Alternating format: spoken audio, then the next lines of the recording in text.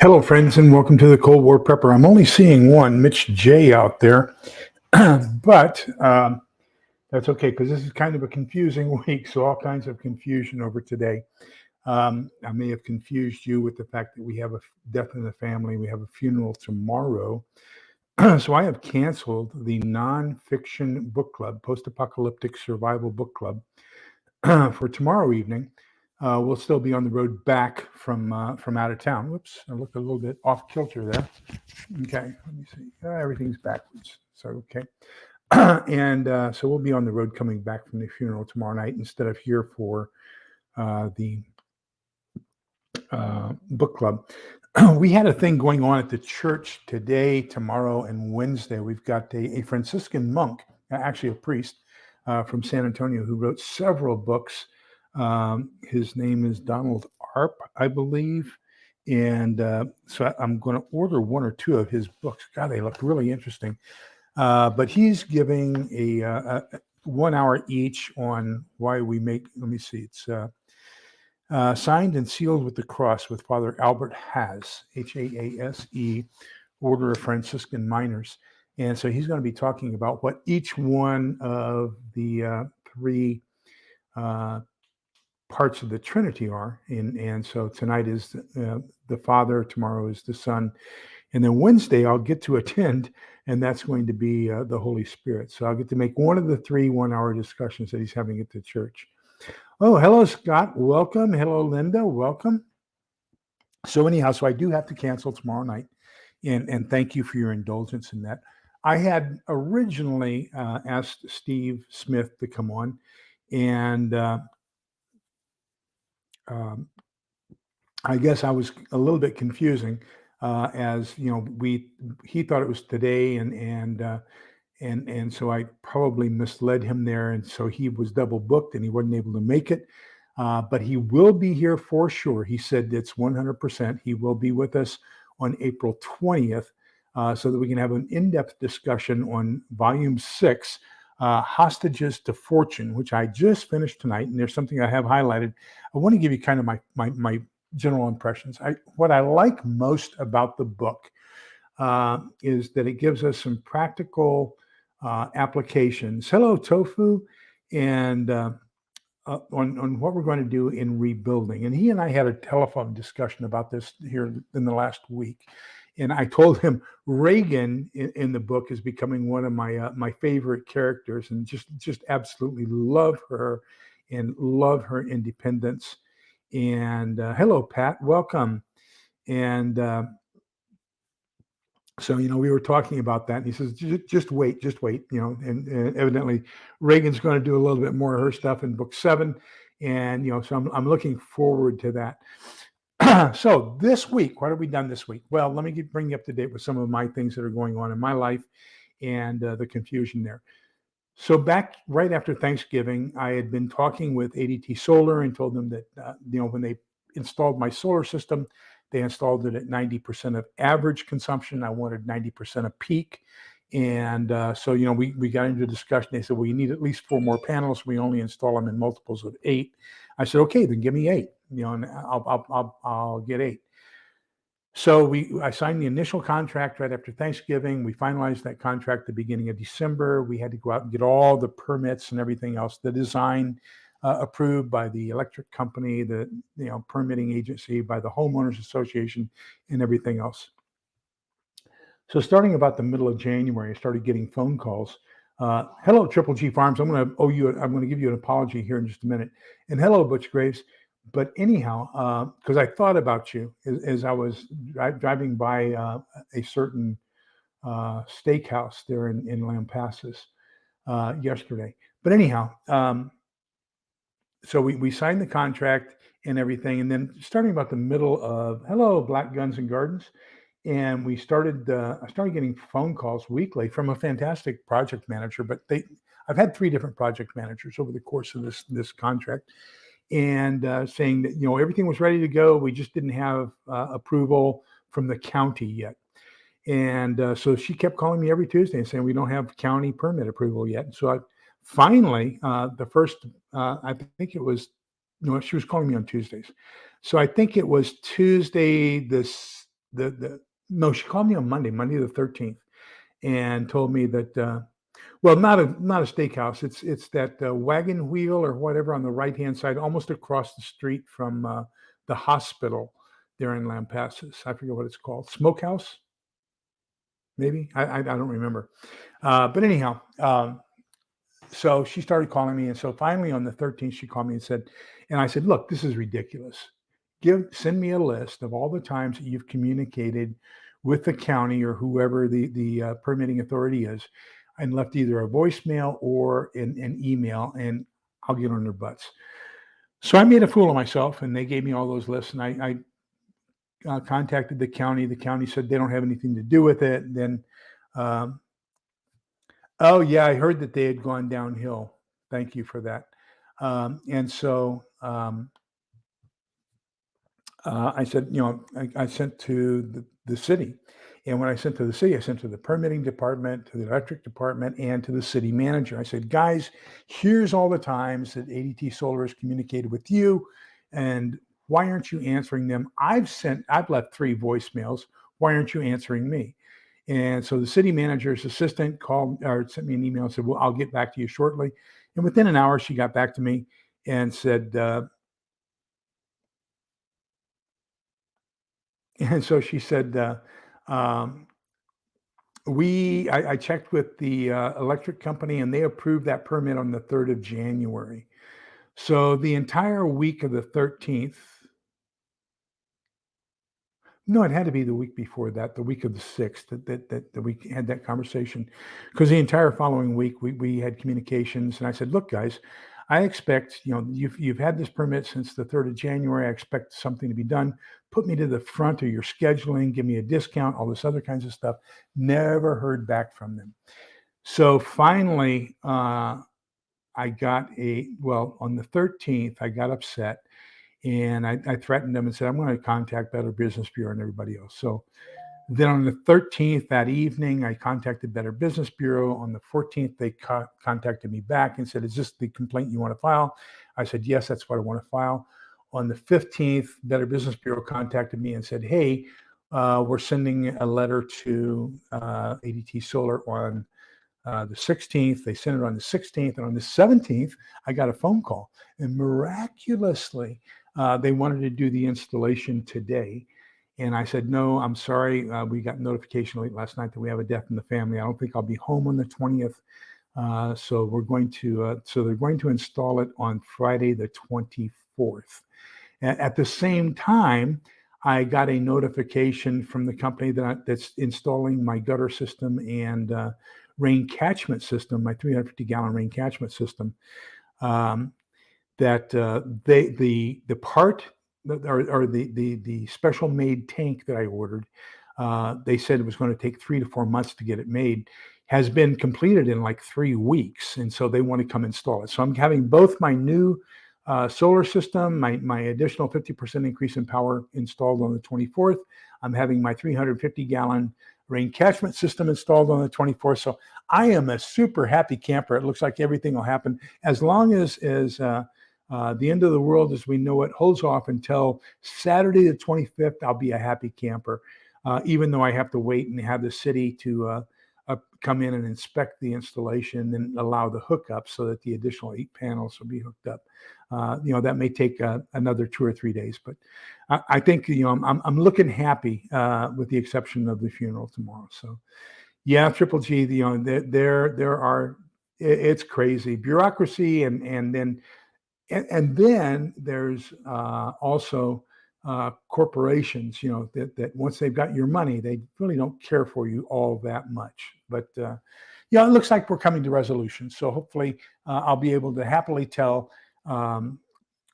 Better Business Bureau that they jumped right on it, and we've got it installed, and hopefully I'll get some sort of consideration for the 2 months that it was approved, and they didn't know it. They didn't bother to check the with the city to find out that it had been approved, and the 2-month wait that I've had to have, maybe I'll get some sort of financial remuneration for that. We shall see, but that's the good news. So things are looking good on that front.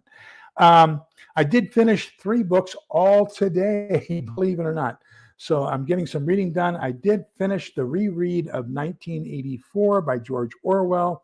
So the question I have to ask you, those of you who have read it, is at the end there when Winston is shot as he's walking away from room 101. The question I have is, the 2 chapters prior to that, was that a dream he had while walking down the corridor to be executed? Or was that reality, and and walking down the corridor to be executed was the dream? So you could interpret it either way. I'd be curious in what you think of that. And and of course, it appears that his renunciation of Julia and Julia's renunciation of him was not as deep of a renunciation as they thought, because apparently, whether that's his dream or whether it's the reality there, he and Julia have some sort of a hand-in-hand connection there towards the end again.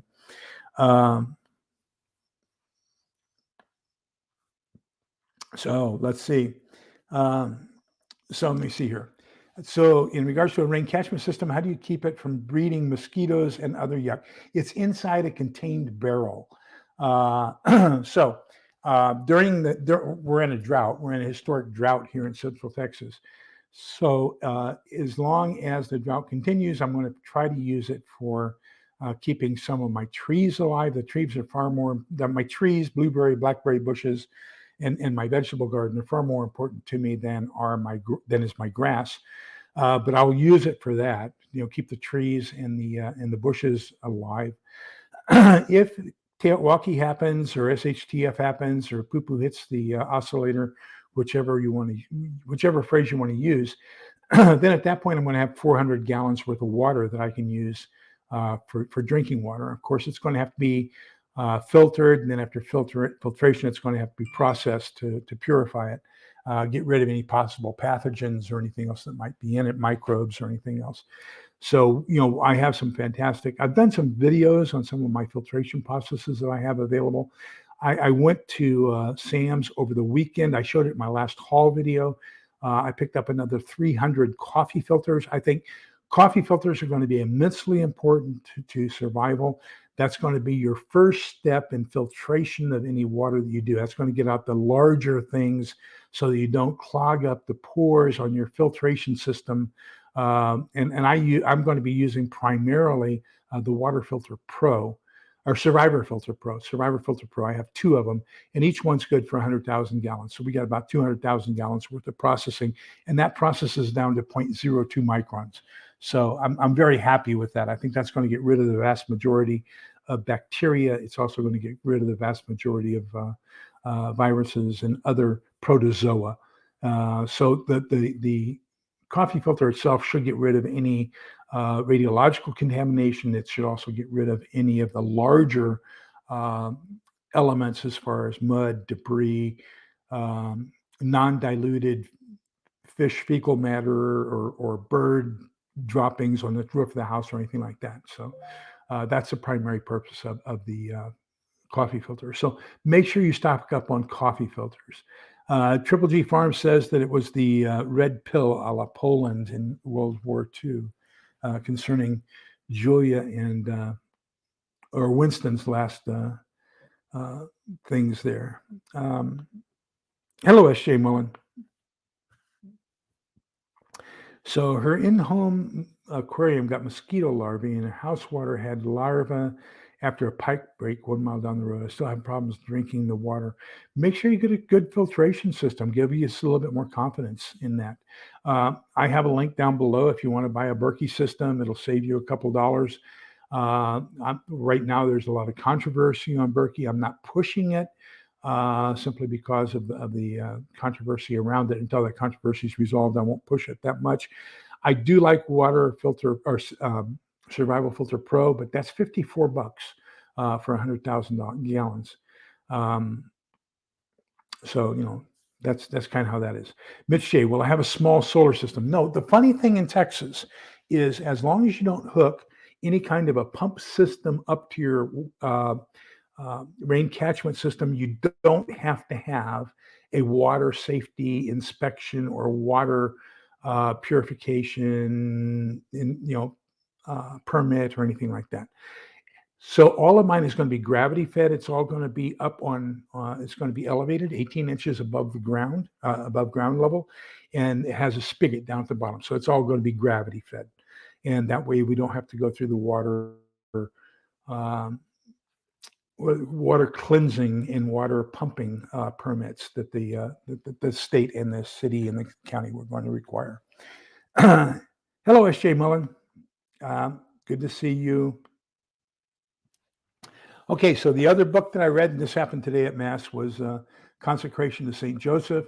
So basically, it was reading this fantastic book by Father Donald Galloway, and he is a Marian priest and from Stockbridge, Massachusetts. And so, and it was 33 days of intense reading about the biblical silence on Joseph, and yet the key role that he played. He's probably one of the main characters that has the least written about him in the New Testament. But just think about it. He was the foster father of Jesus. He probably taught him carpentry. He probably taught him most of the things he did. He certainly complied with the law and presented him at the temple on his 8th day after birth for circumcision. Back then they only the Levitic priests read and understood Aramaic or Hebrew, so that the common person, a poor person like Jesus, certainly would not be reading the Torah or reading the scrolls and anything else. It would all be fed down word of mouth from father to son. So that was one of Joseph's primary roles was getting him, knowledgeable about the law. Which is why it was surprising that at age 12 they found him in the temple talking with the scribes and Pharisees. Let me see. Linda Bopp says that before using coffee filters, would it be better to use a screen first, then use coffee filters? Well, and yes, and no. So here's what you want to do. You want to get as much of the large stuff out first, because the large stuff will slow down the process of everything else trying to get past it. And of course, if you have like large stones or something like that, then of course the sand and silt and everything else can get caught in between the large stones, and that can clog up your entire process before it gets to the actual filter. So if you can use an incremental filtration system where you have, you're getting out the large stones and the medium stones and the pebbles, then you're getting out the sand, and then if you have that kind of an incremental system, that's going to give you the longest lasting water filtration system there is.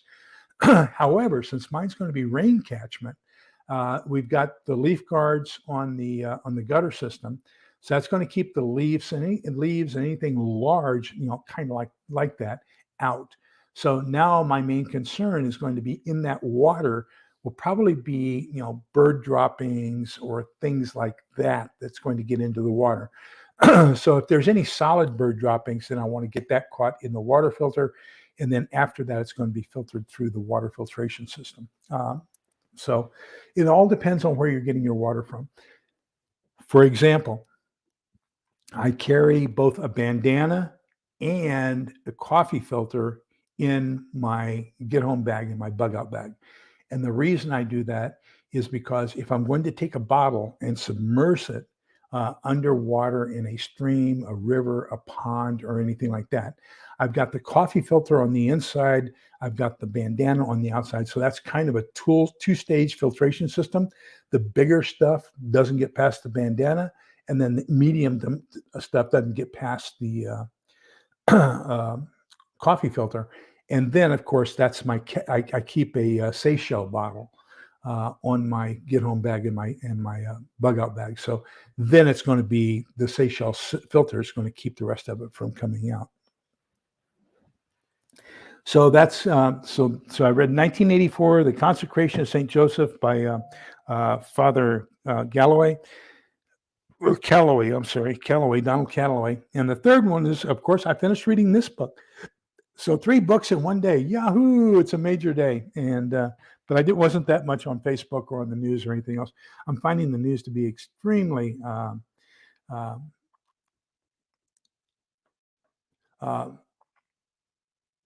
what should I say?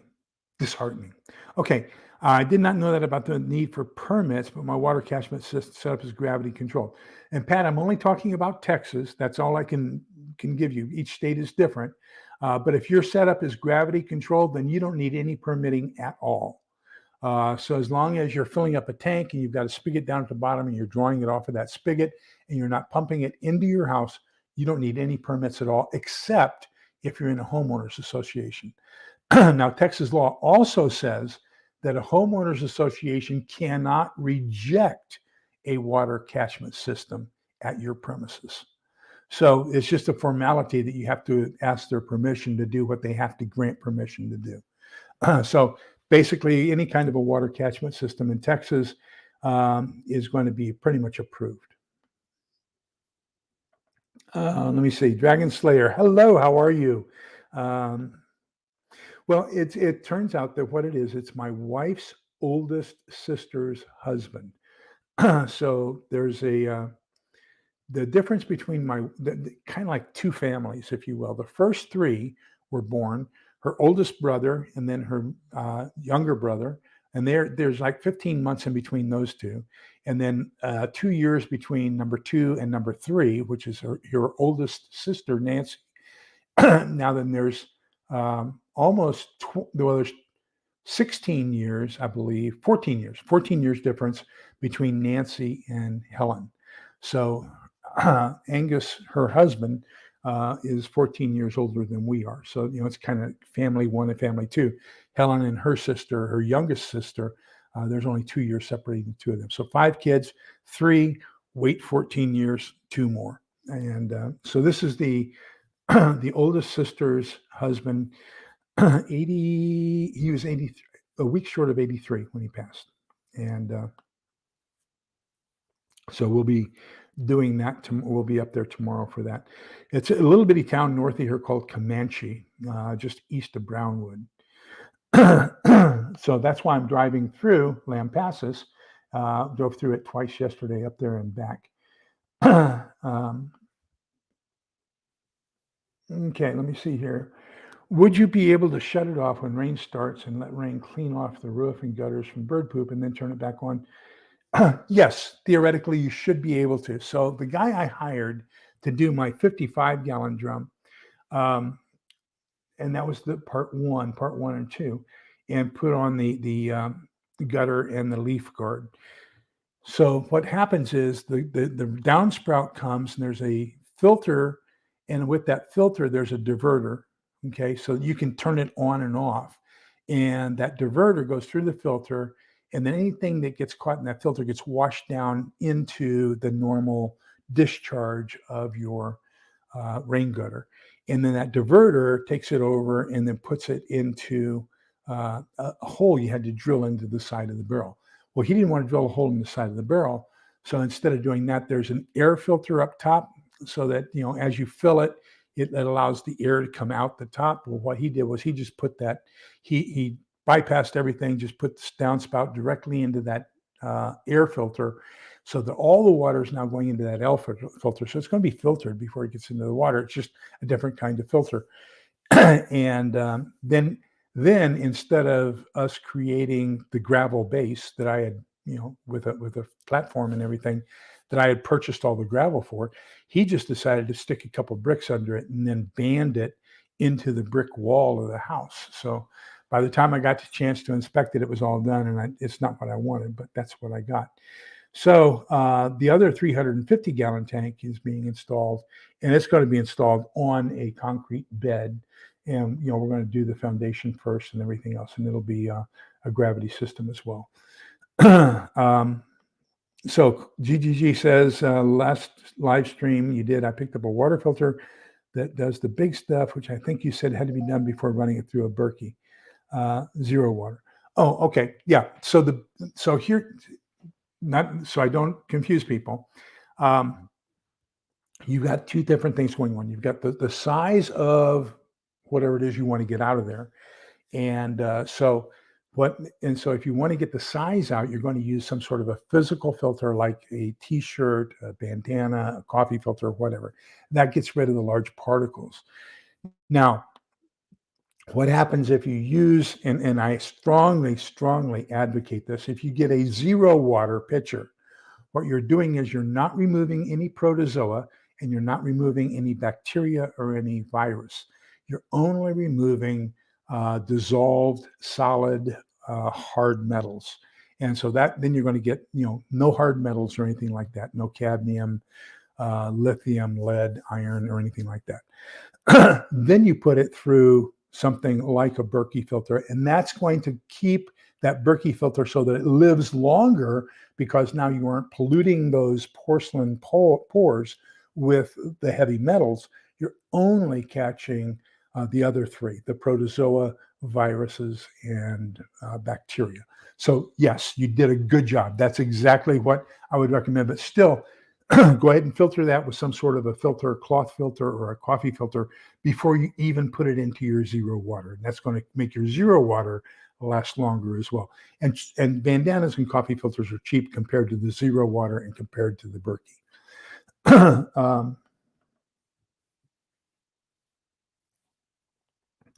No, I did not get that message, Pat. I am so sorry to hear that, but I know, um, no, I surmise I don't know how you feel. I'm surmising.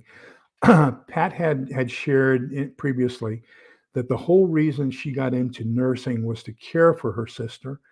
And so this has been a lifelong thing. I think her sister was first diagnosed, and they attempted medical intervention at the age of 5. So I'm going to say that this has been a lifelong uh, calling for Pat to take care of her sister.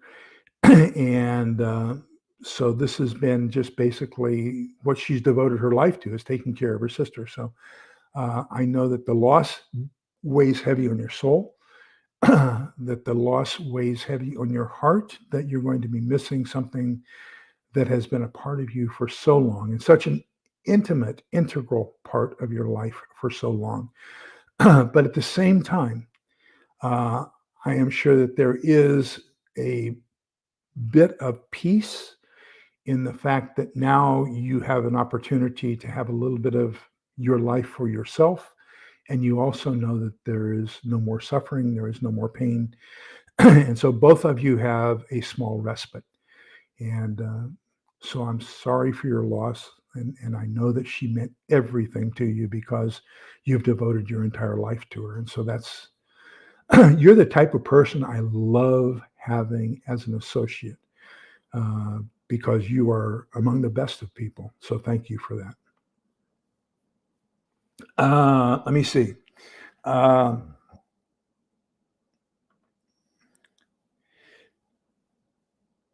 so I just get the regular,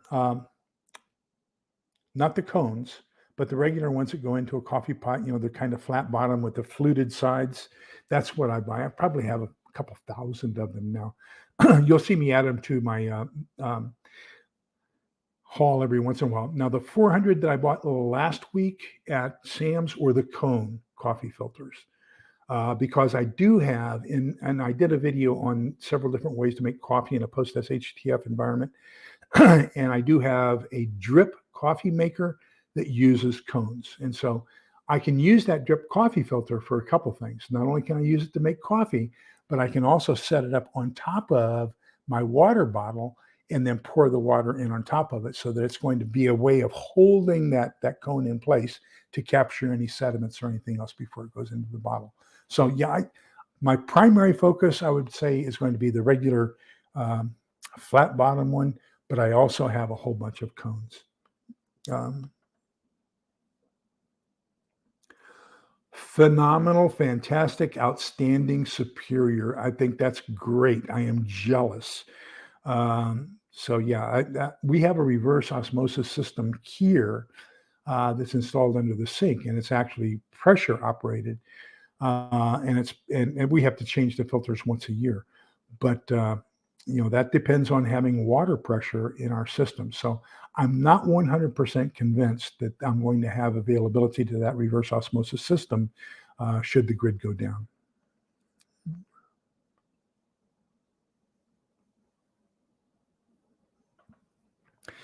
Uh, Diabetic Prepper, welcome, welcome. Yeah, well, we try to do an interview or a discussion every Monday at 8 o'clock.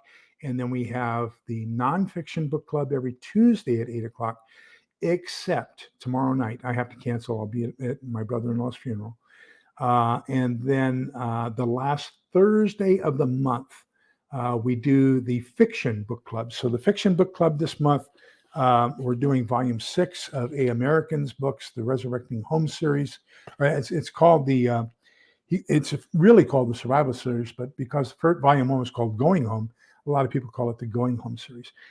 We have had A.American, Chris, Angry American. We have had him on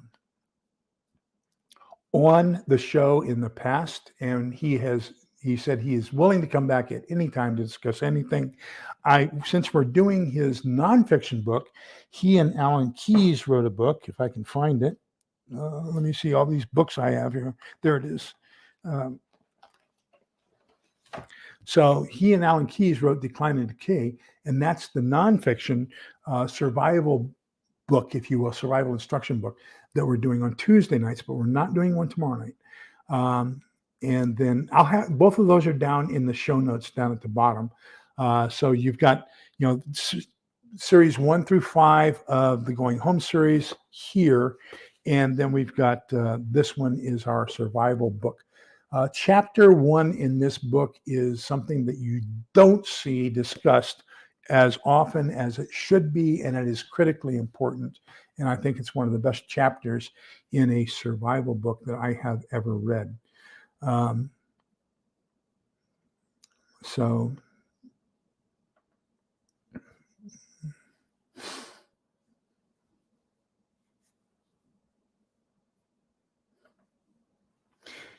and that support will be there, Pat, because a loss like this takes time. And so, feel free to email me, feel free to call me. I'll give you my phone number. Feel free to call if you need support of any kind. Just feel free to do it, because that's what we're here for. We're here. As a matter of fact, I took a picture yesterday in Comanche. We wanted to get something for my sister-in-law to eat, and everybody's been taking food over and everything else. And so we decided we were going to get pizzas. And so we went to this pizza joint, and I said, oh my God, I've got to get a picture of that. I don't know if this is going to show up on the screen or not, but let me see if I can. They had this on the door, and it said, we're all in this together. And that's how I closed my show. So I said, I got to have a picture of that. So I'm going to try to see if I can't get that added to my, logo and everything else, because I thought that was so cool. That's it, that we're all in this together. Hello, Little Lone Prepper. Welcome. Thank you, Tracy. Appreciate that. Okay, so what I want to do is I want to talk about another fantastic book by Steve. Once again, those of you who don't know, in this book, he brings in Joe Fox, Pastor Joe Fox. PJ is what he calls himself. And his channel here on YouTube is Viking Preparedness. So Steve, the author of the book, this guy right here, his channel is Integrative Preparedness. So I strongly recommend Integrative Preparedness. I also recommend Pastor Joe Fox at Viking Preparedness. So Pastor Joe Fox makes another cameo appearance in this book, and you can see that I have something bookmarked, because that's what I want to talk about. I want to talk about an overarching theory among all of Steve's books that I think are critical, and that is, we talked first. I want to talk a little bit about justice, and that is, how do you administer justice with compassion? I think if you remember, there was a character, a doctor of anthropology or something from University of Kansas, and she was one of the survivors, and she didn't want to do any work. She just wanted to kind of raise hell, basically, and usurp the Wyatt's Stonemont home and everything else. And she was trying to organize people and more of a communistic type society. And she kept causing problems in a couple books prior to this one. And so The way that they do, and this is only the second time I've seen this done, where you banish somebody. Basically, I think it was in book 2 where we banished the 2 characters who had stolen supplies, and then they were going to sell out the Stonemont family and to a biker gang. But it turns out that the biker gang actually became a supporter of the Stonemont family, and so everything kind of coalesced there. And those 2 guys ended up being killed. So Triple G Farms, no, I haven't. No, I don't have a. I haven't had. I don't have a Patreon channel. I probably should. I support Steve on his Patreon channels. He's got 2 or 3 of them, and so I'm paying $3 or $4 a month there. I also support the Prepared Homestead, Travis with the Prepared Homestead. He is in a 7-day suspension right now on YouTube. I don't know when I think he's due back tomorrow. But I think he's going to move everything over to Patreon, and he's probably going to leave YouTube. So, I guess he said something wrong. I don't know. But anyhow, he also has a website, TPH, thepreparedhomestead.com. And he is trying to get prepper groups together. And that kind of is a logical transition of what I want to talk about anyway. But he's trying to get prepper groups together and training and everything else. And he's trying to help people organize in local areas. So as we talk about that and what Travis is trying to do through TPH, I want to kind of read to you. This is the last chapter of the book. So let me read to you 1 or 2 paragraphs, then we're going to have a discussion around that. And he paused for a moment, forming his thoughts, then continued. This is Jim Wyatt, the founder of Stonemont, that we're talking about. He says, as I look around at each of you, I remember when you first came here and everything you've done since then to make Stonemont what it is. He smiled. Mike became our first non-relative to become family. He was brought to us by Christian. So remember in book 1, Christian is leaving his place of work. Mike has a sniper rifle. He's a Marine, former Marine. The 2 of them join together and they begin heading towards Stonemont. So Christian was the nephew who was raised by Jim and Kelly Wyatt. Okay, his father passed away, and so Jim and Kelly kind of adopted Christian. So when the SHTF, he started heading towards the Wyatts. Stonemont is what it was called, and he took Mike with him. As they're moving along, they see, I can't remember if it was 2 or 3 guys who were roughnecking this family on the side of the road. They went to pick up their daughter who had just graduated from Kansas University Law School. Bill Garner was a judge. His wife was an engineer, and the daughter had just graduated from law school. Well, they're about ready to rape the mother and daughter. And Christian and Mike saved the 3 of them, say, do you have anywhere to go? They say no. So then they kind of carry them with them to Stonemont. So that kind of brings us back to where we are here. Mike became our first non-relative to become family, brought to us by Christian. Bill, Ann, and Tracy, so Bill Garner, the judge, Ann, the engineer, and Tracy, the law student, or law school graduate, came next, brought to us by Christian and Mike. Naomi came to us after the school raid. So there was a school where it was a bad guy, and he had forced women that he captured into sexual slavery. He turned it into a nightclub where he forced them to dance naked for the entertainment of other guys at a cost. And that's how this guy was making his money. So when they rescued the place, they rescued Naomi. And that I did a video on Naomi and her family because she was Native American, and some of the signals that we need to incorporate into our plans when we have communications theory in our groups. And so she came to us after the school raid. Tom and Patty came to us soon after that, and finally Reagan. And as I said earlier, Reagan soon becoming one of my favorite characters, who came to us in a rather unusual way more recently. Each of you became an integral part of Stonemont, and each of you are a part of the foundation of what it has become, a place of safety and security for so many in an unsafe and unsecure world. So that's kind of how Stonemont was founded.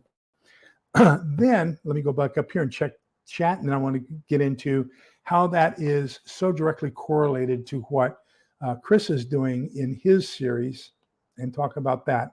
And then we're going to talk about groups.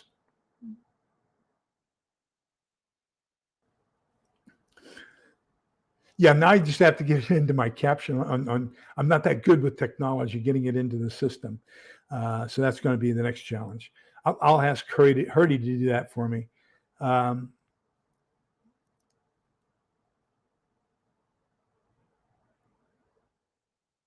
so let me see here. Thank you, Triple G. So we'll be driving through Lampasas again tomorrow, twice, on our way up to Comanche and our way back. Won't have time to stop, I'm sure, but I'll be thinking of you as I'm driving through. And yes, we do take 183/190 because 190 cuts off of 183 again there at Lomita. I know one thing, I will take my own Cheetos. I stopped at the gas station in Lomita, and a small bag of Cheetos. This is a small bag, not a big bag. Look at this. To eat in the car. Where's the price? Where is the price? There it is. Look at that. Can you believe that? $5.69 for a little bag of Cheetos because I needed salt while I was driving up to Comanche. Won't do that again. I'll stop at Dollar Store before I get there. That's for certain. Let me see here. Anyhow, so we drive up 183 to all the way up to Goldthwaite, and then Goldthwaite at kind of Wise, and it's exactly 33 miles from Goldthwaite up to Brownwood to the left, which is where Helen's from originally, and 33 miles to the right to go to Comanche. So,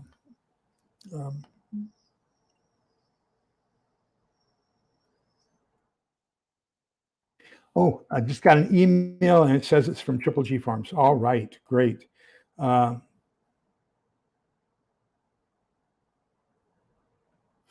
So I don't know if you've seen my last couple hauls. My 9mm is my backup. My primary is a 45. And so with the 45, I'm using 62 grain. And, so my primary is a Beretta, got Beretta on my foot, is a Glock 21, which is a 45 caliber. And then my backup is a Ruger Security 9.9mm. And I think I'm running Critical Defense, and I'm not sure what green it is, but it is a jacketed hollow point. So that's what I use in my 9mm. I don't like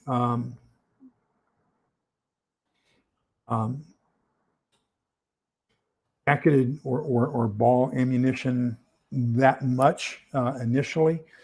So my first couple of magazines are always going to be some sort of critical defense or jacketed hollow point, because inside the house or something like that, if I have to use it, I'm always afraid of over penetration if I use ball ammunition or a steel jacketed bullet. So I don't want, I know I'm going to hit what I'm shooting at, but I just don't want it to go through the body and into something I don't want it to hit on the other side. So I want something that's going to expand, slow down, and stay within whatever I'm hitting. So that's why I'm going to use lower grain ammunition. I'm going to use some sort of a jacketed hollow point.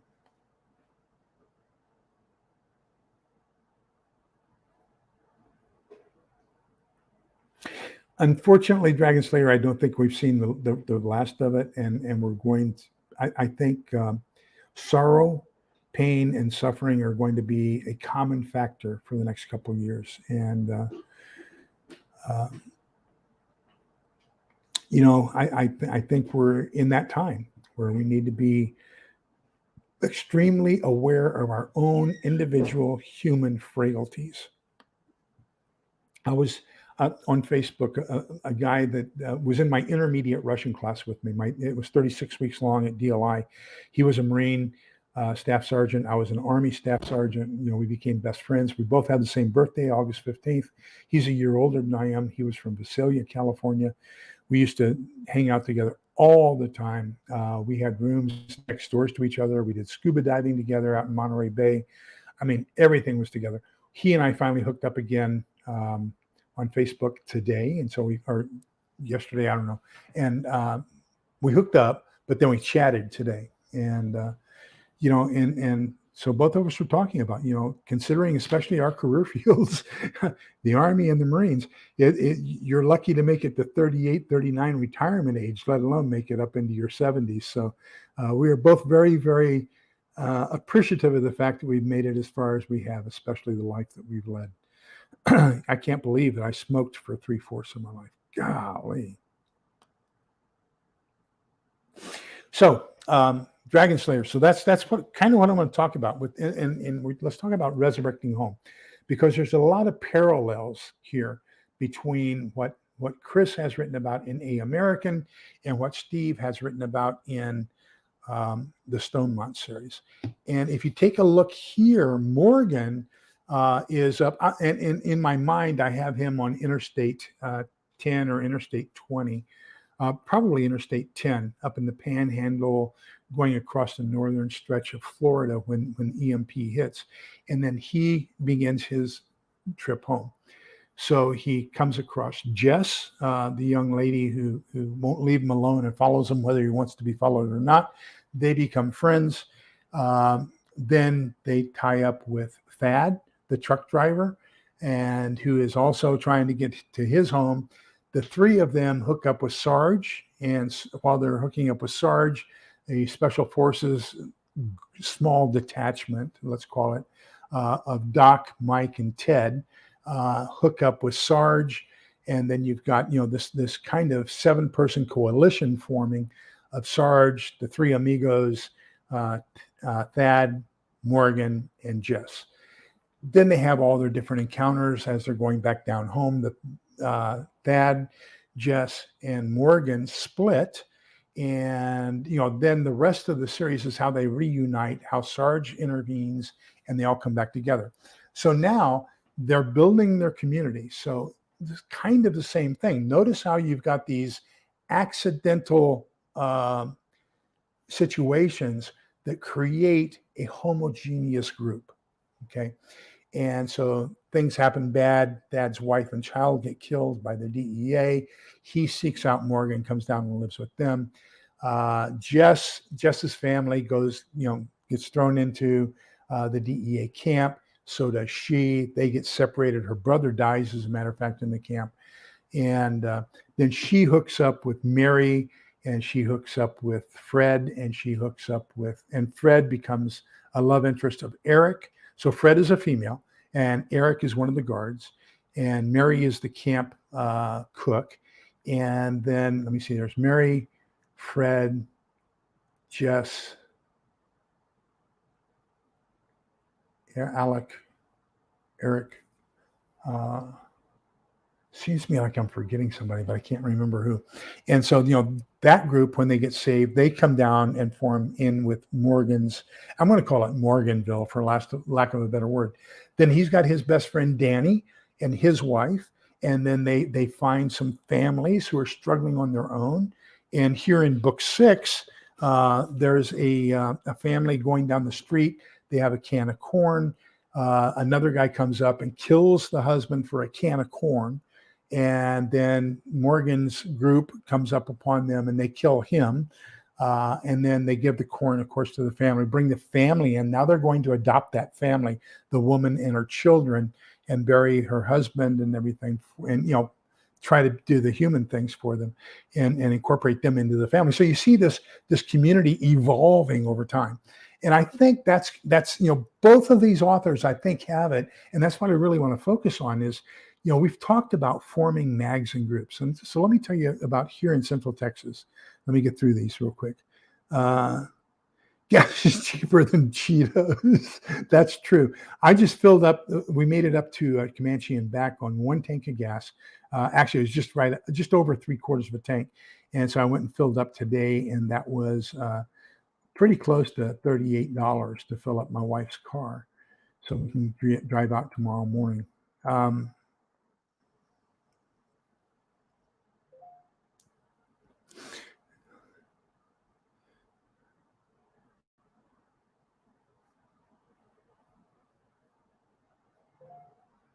Okay, that sounds good.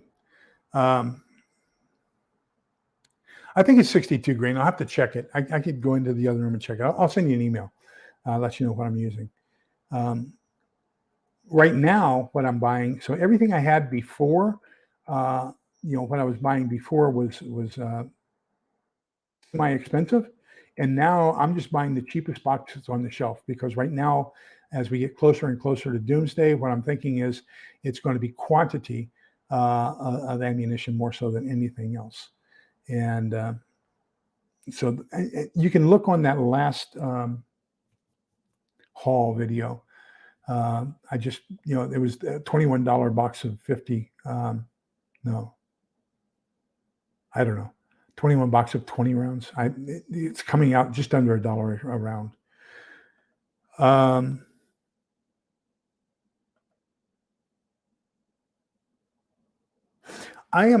my prediction, and I'm going to be a safe hedge here, is before the end of the summer. And I think what's one of the critical things that we're going to find out is what goes on, what happens as a result of this meeting with Xi Jinping in Moscow. Um, so the stock market was up today, but the banks are continuing to go down. Banks, I used to have stock in a bank called Cinevis, and I sold all of it. Uh, and so I don't have anything in bank stocks right now. And I think the vast majority of my money right now in stocks is in a company, RPM, Republic Powdered Metals, and the stock symbol is RPOW. And I've been with them now, gosh, for 50 years, but they make, things like Bondo and testers paints and car paints. So they mix and sell paints specifically the colorings and paint bases for all the major paint companies and stuff like that. So just metallicized paint is what they specialize in. So that's kind of where I am with that. But gosh, I wish we had longer. I just pray it's until I get my solar system installed and my water backup taken care of. Um, Somebody commented on my last haul video that they couldn't believe that I only got one can of each of several different things. But I'm at the point now to where I've filled one room, and my wife is upset because I've also filled the laundry room. I've taken over part of our bedroom. I've taken over part of the guest room. We can't have anybody sleep in the guest room. There's no room for any more coats in the coat closet. And so, she says, you can't have any more. All you're allowed to buy from now on is replacements for what you use. So, that's what I'm doing is I'm buying replacement cans for things that I use, and anything that now with the exception of freeze dried foods. So what I'm doing with freeze dried foods, for example, I have to use up 2 jars of um, classico spaghetti sauce. And when I use up 2 jars of that, then that frees space for me to put in 2 number 10 cans, one on top of the other. So 2 jars wide equals 2 cans on top of each other of tomato sauce, freeze-dried tomato sauce. So that's what I'm doing is I'm kind of converting a lot of my canned goods and my jarred goods into freeze-dried goods. That's my focus right now. Uh,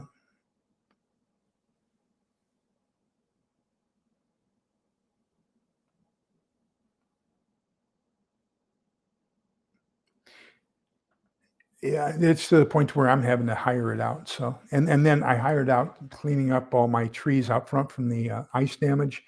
I specifically pointed to one branch. I said, "That's my main thing I want taken care of." He said, "I'll trim the whole tree," and so he did. He trimmed the whole tree, but left the branch I wanted taken out because it was broken and dead. So we'll have to have a discussion about that here in the near future. But anyhow, yeah, gosh, things just are not the way they should be anymore. Um,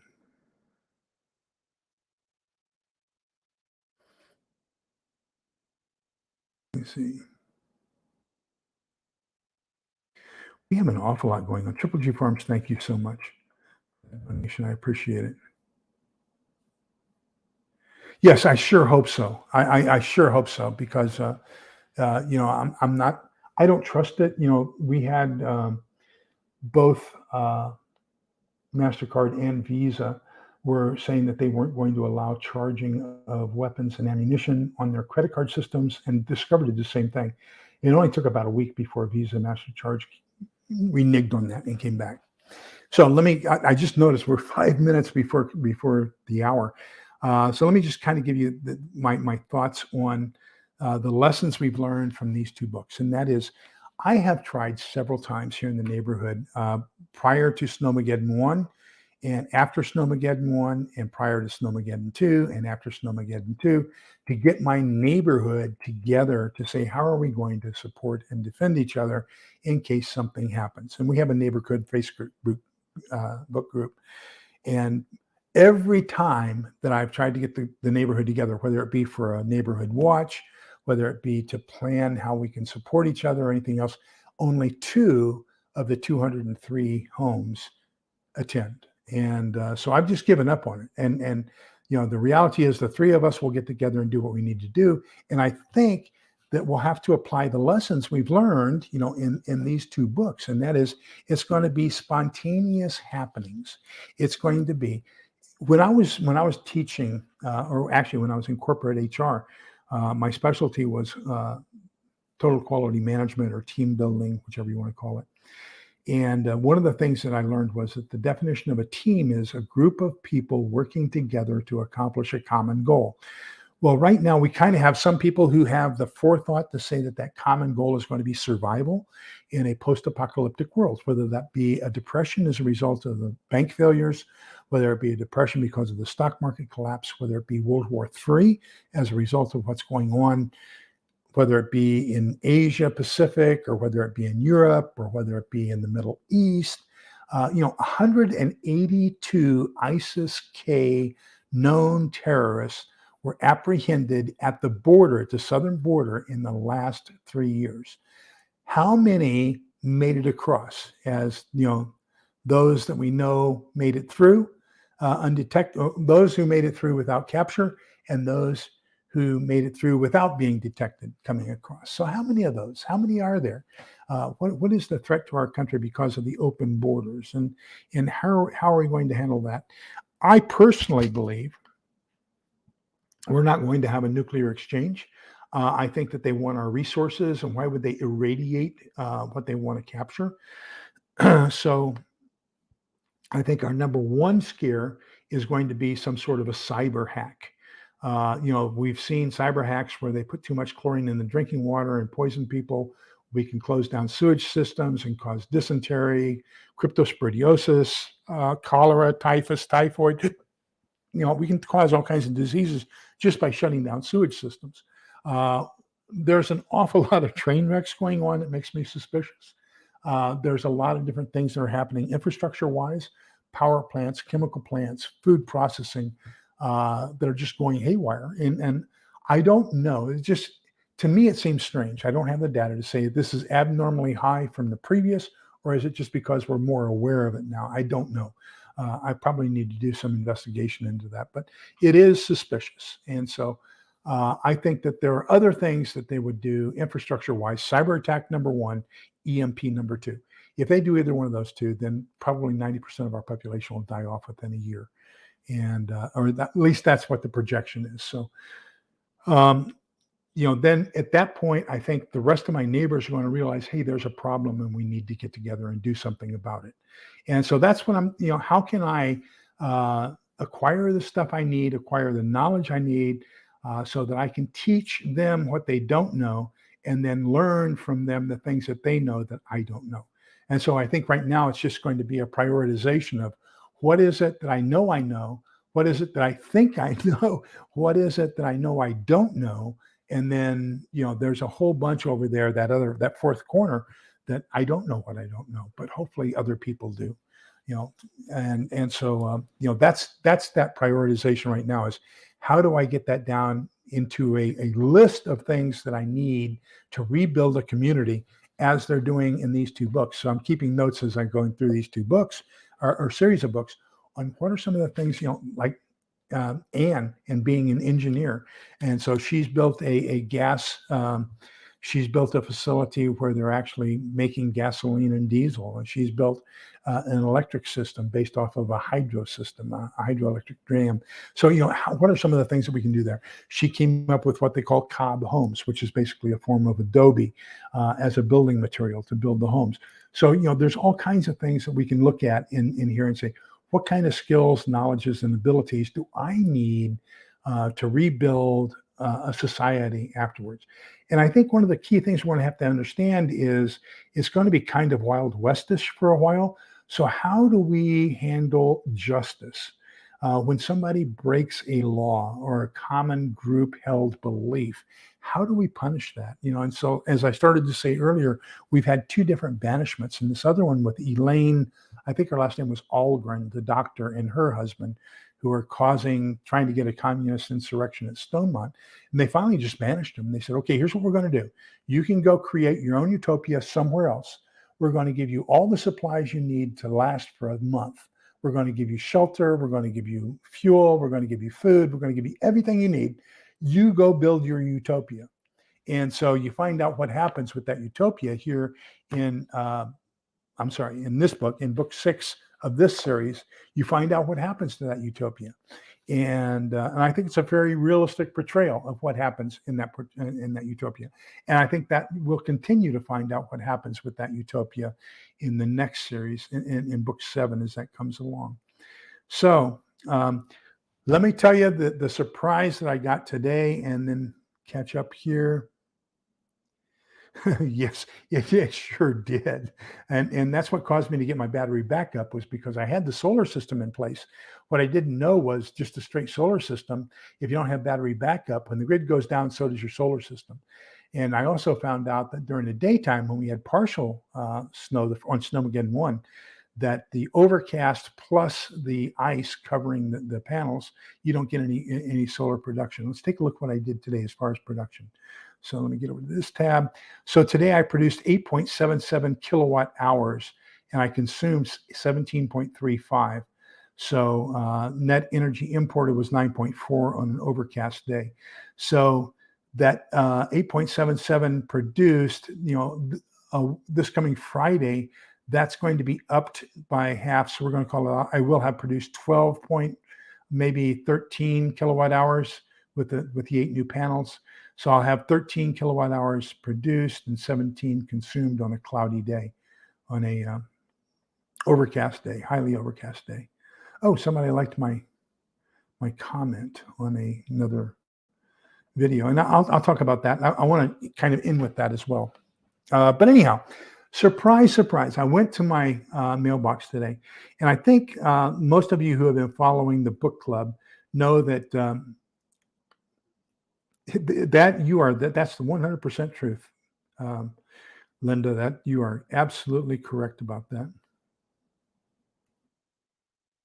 So I went to my mailbox, and for those of you who have been following, I opened my book, and volume 5 of this that I got from Amazon.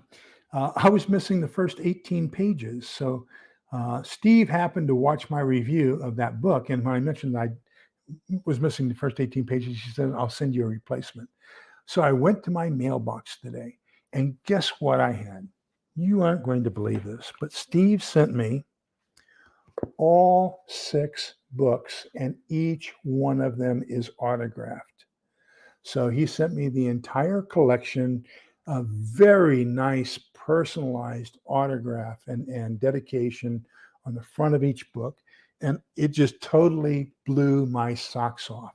So what that means is I have an extra set of books, the unautographed books, in my library. Of course, I'll keep the autographed ones. The ones that are not autographed, when we get to 10,000 subscriptions, I am going to have a drawing and give away that as a complete collection, as books, volumes 1 through 6 of the Stonemont series. That's going to be one of the gifts for reaching 10,000 subscription. So look forward to that, and I hope somebody gets as much out of it as I have gotten out of those books, because they are phenomenal. Yeah, so Thursday, April 20th is going to be the live. Steve will be here for that one. That's the next to the last Thursday for the month. The last Thursday of the month, we will still have volume 7, or volume 6 of the A.American series, the last Thursday, and we'll be doing volume 6 of uh, the Stonemont series the Thursday before, the next to the last Thursday. So we'll have 2 different fiction books that month, the last 2 Thursdays of the month. Um, I was talking with family up in Comanche, and gosh, I just wish we could all get together down here, or I could move up there, one or the other, because we are all pretty much of the same mindset, and that's my wife's side of the family. So we all think pretty much alike. So I was happy to have that discussion and everything with the people up there. Um, no, I don't. Little Lone Prepper, I tell you what I'll do. I've been threatening to do it for a while. I have not done it yet. I will go down. I owned a postal annex, which is a conglomeration of FedEx, UPS, DHL. We shipped everything, USPS, and everything else. And then we had private mailboxes. And I had my private mailbox there for 16 years before I bought the store. And then I bought the store. I had it for 4 years. Then I sold it. And the new owner and I did not see eye to eye about anything. So I let my subscription or my post office box lapse. I went to UPS and I found out I was charging $15 a month for a mailbox. At the UPS store, it was close to $100 a month. And I said, no, I'm not going to pay that. So I need to go down to the post office and get a post office box. I will make that a priority for you, and I will have a PO box address next Monday when we get together here on the channel. I will have a post office box for you so that you can mail stuff to me. In the meantime, of course, you can email stuff, and um, I'm looking forward to your son. Love children, love kids, and I wish there was a way I could take them fishing with me. Because that's just such a great skill to learn. But anyhow, so let me tell you my thoughts about tomorrow. And while I'm at the funeral, I'll be away from the news and everything else. And so I just want to um, uh, give you something that I wrote as a comment on another channel, um, and this was on. I'm calling it up now, so let me see if I can find it, and then because somebody liked my comment, and I want to read that to you. This was on God, one of my other favorite channels, and so if you aren't subscribed to him, please do so. He is a phenomenal guy. Um, he ends every one of his videos with the scripture verse that I absolutely admire. Just a great guy, and so his most recent video is tensions are increasing for next week, and so my golly, I hit the wrong button. Let me get back here. So my comment on his video is my computer, Cold War Prepper, 14 hours ago. I vehemently oppose any strong opposition to President Trump's arrest. If it is a false arrest, then the legal ramifications should be swift and strong. Anyone who hinders the arrest or who gathers to hinder the legal system should beware. You are exacerbating the problem, not resolving it. Any violence which results from peaceful protests tomorrow will only give credence to the claims concerning the actions of the first week of January. And so I just want you all to be aware, let the legal process work. If it's a valid claim, it'll be a valid claim and things will work out. I'm sure that if he's arrested, he'll be arrested, he'll be put in jail, he'll be fingerprinted, everything else. He'll be bailed out. He won't be there overnight. I am quite certain.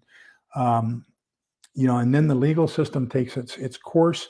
And if they have enough evidence to make a case. I don't think they do because they're charging him in state court of a federal crime. So, it's going to be a comedy of errors on the part of the prosecution.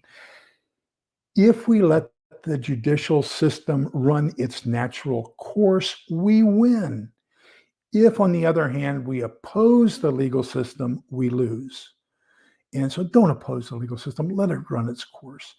And, one of the things and I look at this as an intelligence analyst, one thing we can take a look at is anytime there was a Trump rally up until, 2021, there was always two groups that were there counter-protesting or protesting the rally, and that was BLM and Antifa.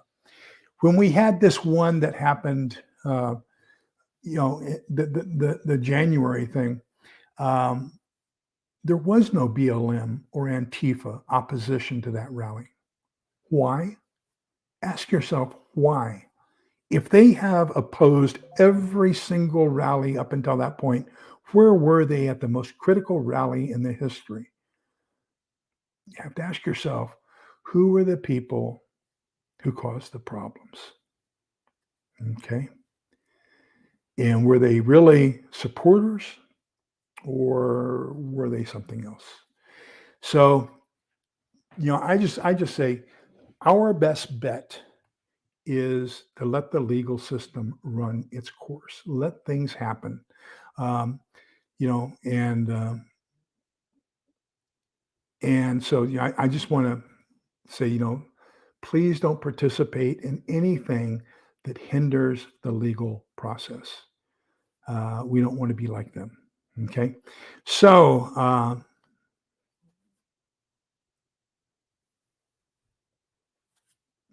yeah. So the legal system in New York has legalized crime. Uh, but, they can't charge in state court on a federal violation. Only the feds can do that. And they've already investigated it and said, we aren't going to press charges. So, that's just the way it goes. So with that, I want to tell you, this is a phenomenal book. He has done another great job. When we hit 10,000 subscribers, this is going to belong to one of you and the other 5 that preceded it.